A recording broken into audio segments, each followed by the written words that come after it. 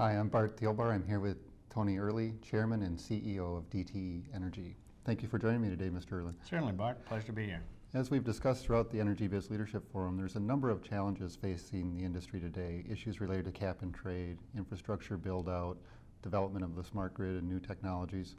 Among all of those that I've mentioned and some that perhaps I haven't, which do you view as the most significant?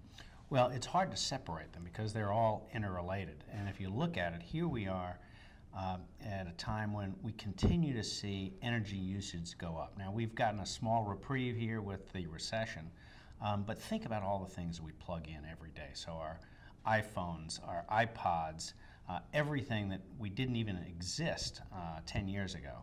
So we've got growth in the grid at the time that the post-World War II boom plants are now reaching the end of their active life.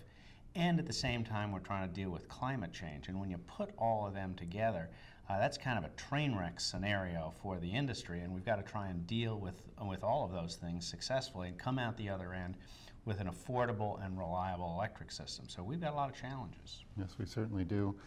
Since we're in Washington, it seems fitting that I ask, what can members of Congress, the Obama administration, and federal and state regulators do to help meet those challenges?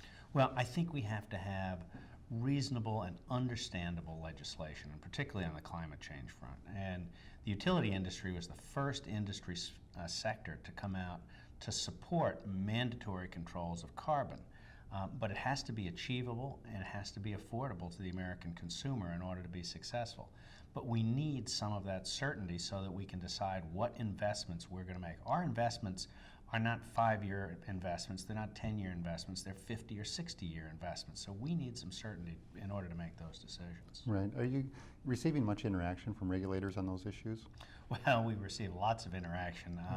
More one way than two way? Well, in the last year as chairman of EEI, I've been down here to Washington dozens of times, over on the Hill, speaking with regulators. And I think most people understand the problem. It's trying to get people to focus on what the solution would be.